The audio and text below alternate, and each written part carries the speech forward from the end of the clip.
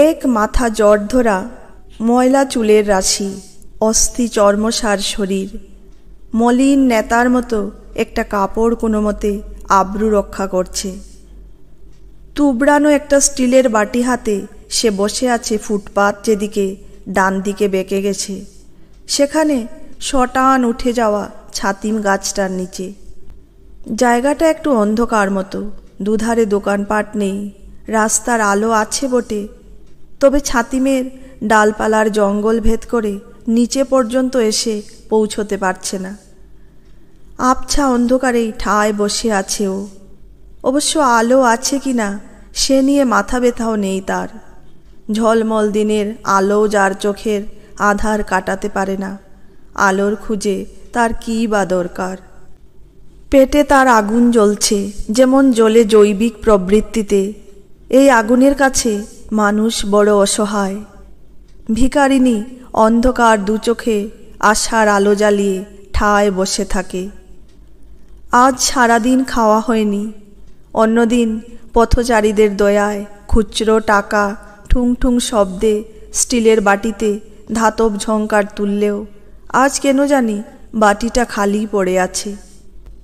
পথে আসা যাওয়ার পথে কারো নজরই হয়তো ছুঁয়ে যায়নি ওকে, কিংবা নজরে পড়লেও উদাসীন অবহেলায় মুখ ফিরিয়ে হেঁটে গেছে নিজের গন্তব্যে। দুধারে হুস হুস শব্দে ছুটে যাচ্ছে গাড়ি, পথচারীরাও চলছে ফুটপাত ধরে যেই যার মতো।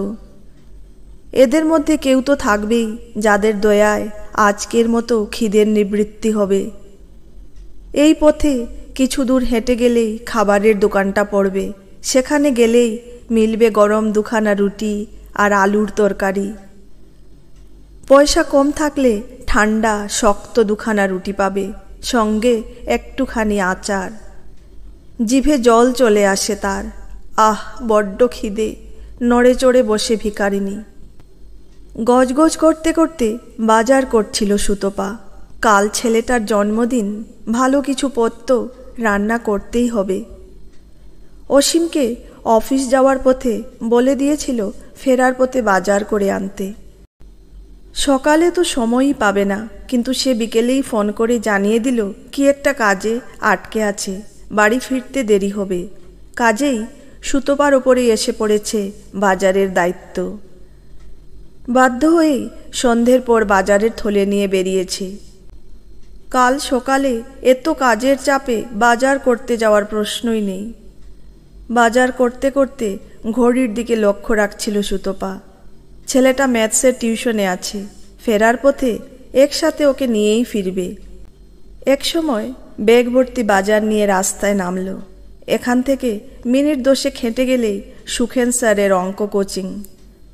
সুতপা গিয়ে পৌঁছলো যখন ছুটি হতে আর দেরি নেই। একটু পরেই বন্ধুদের সাথে কল করতে করতে বেরিয়ে এসেছে বাবাই। এবছরেই 8-এ উঠেছে। ম্যাথসে খুব দুর্বল, সে কারণেই কোচিংয়ে ভর্তি করিয়েছে। ম্যাথস টিচার হিসেবে সুখেন স্যারের বেশ নামডাক। এক হাতে ব্যাগ সামলে ছেলেকে নিয়ে হাঁটা দিল সুতপা। বাবাই উজ্জ্বল মুখে অনর্গল বকতে বকতে চলেছে আগামীকাল ওর জন্মদিন, সে কারণেই উত্তেজনার শেষ নেই ছেলের। মা, মাটন নিয়েছ তো?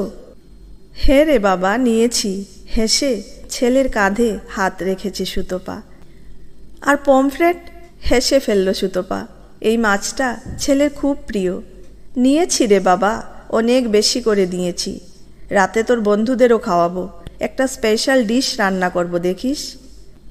বাবাই মায়ের দিকে তাকিয়ে খুশির হাসি হাসল। প্রতি বছরই ওর জন্মদিন মোটামুটি বড় করেই পালন করা হয়। রাতে ওর বন্ধুরা আসে, পোলাও, ফ্রায়েড রাইস অথবা লুচি বাড়িতেই বানায় সুতপা, মঞ্জু সাহায্য করে। দুপুরেও 4-5 রকমের পদ রান্না করে বাবাই খুশি হয়ে খায়। বেল পেপার থেকে ফিশ ফ্রাই আর মোমো কিনে নিয়ে যাই মা। মন্দ হয় না, চল তবে। বেল পেপারের সামনে দাঁড়ালো সুতপা। রেস্টুরেন্টটা ছোট হলেও আইটেমগুলো বানায় খুব ভালো। বাবাই লাফাতে লাফাতে এগিয়ে গেছে অর্ডার করতে। একটু পরেই চিকেন মোমো আর ফিশ ফ্রাইয়ের প্যাকেটটা হাতে ঝুলিয়ে মায়ের পিছু পিছু চলল সে। ফুটপাত ধরে দ্রুত পায়ে হাঁটছিল সুতপা। 7:45 বেজে গেছে। কে জানে অসীম ফিরে এসেছে কিনা। অবশ্য ফিরে এলেও অসুবিধে নেই, ওর কাছে ফ্ল্যাটের ডুপ্লিকেট চাবি রয়েছে। খিদে পেলেও সমস্যা নেই। 3 জনের মতো করেই ফিশ ফ্রাই আর মোমো নিয়েছে, গিয়ে শুধু একটু গরম করে নেবে।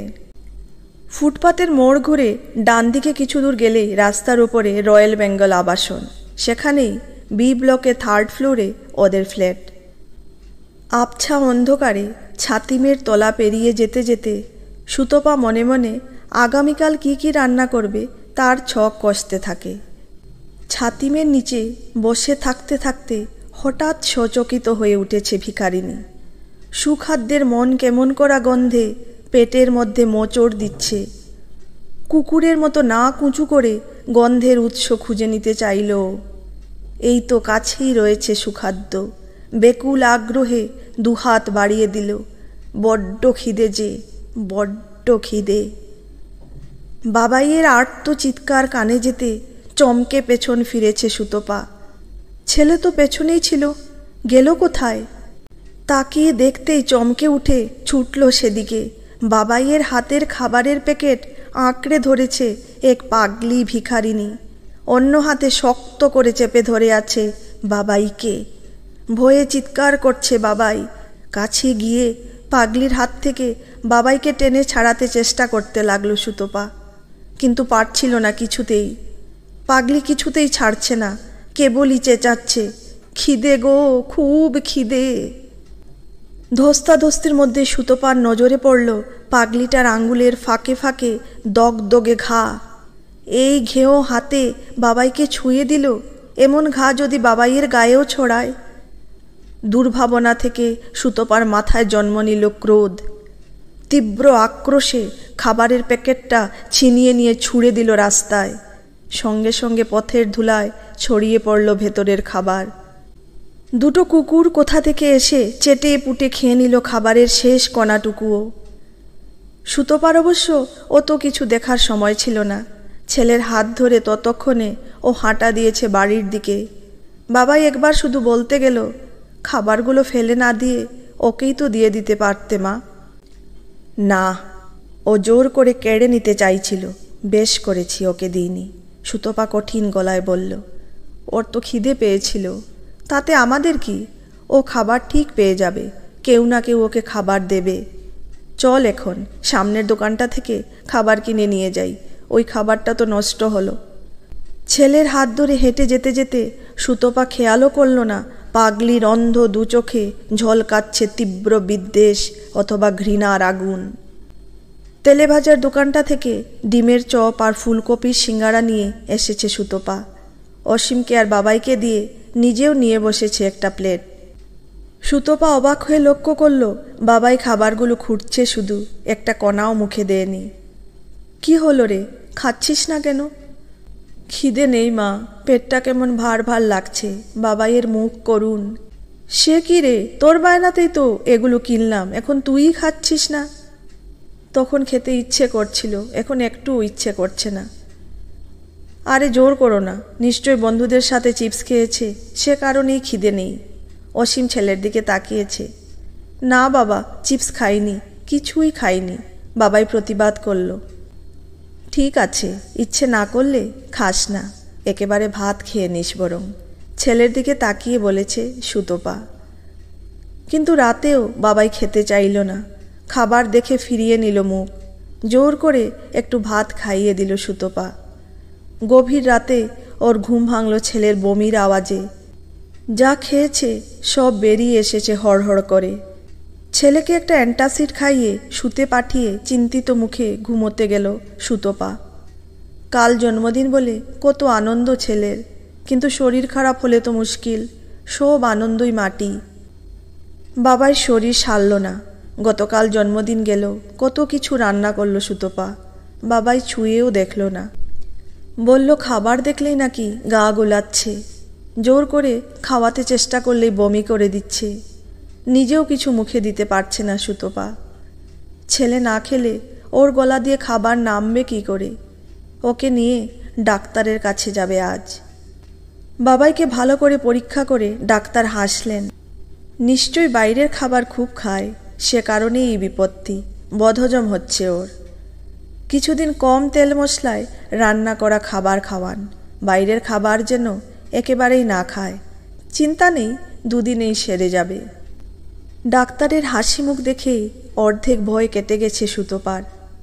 হাসি মুখে প্রেসক্রিপশন হাতে বেরিয়ে এসেছে। কিন্তু ডাক্তারের কথা মিথ্যে করে দিয়ে এর পরের দুদিনেও সারল না বাবাই। যখনই যে খাবারই ওর মুখের কাছে ধরা হচ্ছে, করুণ মুখে বলছে খিদে নেই।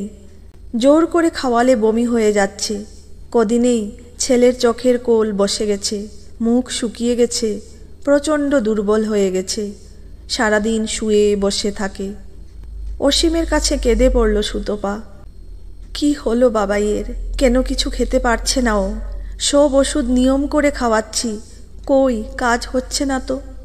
ডাক্তারের সাথে কথা বলেছি, উনি বলেছেন হসপিটালে অ্যাডমিট করাতে হবে ওকে। 3-4 দিন ধরে এরকম চলছে, এখন ওকে স্যালাইন দিতে হবে। অসীমের মুখেও গভীর দুর্ভাবনার ছাপ। পরদিন সকালে বাবাইকে ভর্তি করে দেওয়া হলো হসপিটালে। অনেক রকম টেস্ট হলো, কিন্তু রোগ ধরা গেল না। কিছুতেই খিদে হচ্ছে না ওর। টানা স্যালাইন চালালেও বিপদ, হাত পা মুখ ফুলে উঠছে ছেলের। ডাক্তাররাও কোনো আশার কথা শোনাতে পারলেন না। স্যালাইন খুলে দেওয়া হলো এক সময়। চিকেন স্যুপের বাটিটা দেখে কেঁদে উঠল বাবাই। আমার খেতে ইচ্ছে নেই মা, খিদে নেই, একটুও খিদে নেই, কি হয়েছে আমার? গভীর উৎকণ্ঠায় ছেলেকে বুকে জড়িয়ে কেঁদে ফেলল সুতপা। বাবাইয়ের হাড় জিরজিরে শরীরটা কেঁপে কেঁপে উঠছিল কান্নার দমকে। দুপুরে প্রায় জোর করে সুতপাকে বাড়ি নিয়ে গেল অসীম। ট্যাক্সি হু হু করে ছুটছে। সুতপা বসেছিল পাথরের মতো। হে ঈশ্বর, কার অভিশাপে ছেলেটার এই অবস্থা হলো? জানালা দিয়ে তাকিয়েছিল সে অন্যমনস্ক চোখে। হঠাৎ চমকে উঠেছে ভীষণ। সেই পাগলিটা পা ছড়িয়ে বসে আছে রাস্তার এক পাশে। দৃষ্টিহীন দুটো চোখ যেন এদিকেই স্থির। পাগলের মতো চেঁচিয়ে উঠল সুতপা, গাড়ি থামাও, এক্ষুনি থামাও। অসীম অবাক হয়ে পেছনে তাকিয়েছে। ততক্ষণে ট্যাক্সি সশব্দে ব্রেক কষে দাঁড়িয়ে গেছে। ট্যাক্সির দরজা খুলে পাগলের মতো ছুটে গেল সুতপা। হতভম্ব অসীম ট্যাক্সি ড্রাইভারকে অপেক্ষা করতে বলে ছুটল সুতপার পেছনে। পাগলির সামনে গিয়ে হাঁটু গেড়ে বসে পড়ল সুতপা। হাঁপাতে হাঁপাতে বলল, আমাকে ক্ষমা করে দাও, আমার ছেলেটাকে বাঁচাও, ক্ষমা করো, ক্ষমা করো আমায়। সুতপার 2 গাল ভেসে যাচ্ছিল চোখের জলে। অন্ধ পাগলি ভিখারিনী নির্বিকার, শুধু ঠোঁট দুটো নড়ে উঠল ওর। অসীম হতভম্বের মতো তাকিয়েছিল। সুতপা আকুল গলায় বলে উঠল, হাঁ করে দেখছো কি? শিগগির কিছু খাবার কিনে এনে ওকে দাও, নইলে যে আমাদের ছেলেটার কখনো খিদে পাবে না। পাগলি গো গ্রাসে গিলছে রুটি ঘুগনি। আস্তে আস্তে ফিরে এলো সুতপা। অবসন্ন পায়ে ট্যাক্সিতে উঠে বসতেই ফোন বেজে উঠেছে। বাবাইয়ের দেখাশোনার দায়িত্বে থাকা নার্স মেয়েটিকে বলে এসেছিল দরকার পড়লেই ফোন করতে। ভয়ে ভয়ে বাজতে থাকা ফোনের দিকে তাকালো সুতপা। বাড়ি আর যাওয়া হয়নি। দুজনে পড়ি কি মরি করে ছুটে এসেছে হসপিটালে। কেবিনের দরজা ঠেলে ঢুকতেই দুজনেই স্তব্ধ হয়ে দাঁড়িয়ে পড়ল। বাবাই খাচ্ছে, গো গ্রাসে খাচ্ছে ভাত। মাকে দেখেই তাকালো হাসি মুখে। মা, খিদে পেয়েছে, খুব খিদে পেয়েছে, আমি সেরে গেছি। অসীমকে আঁকড়ে ধরে কেঁদে ফেলল সুতপা। ও জানতো বাবাই এবার সেরে যাবেই।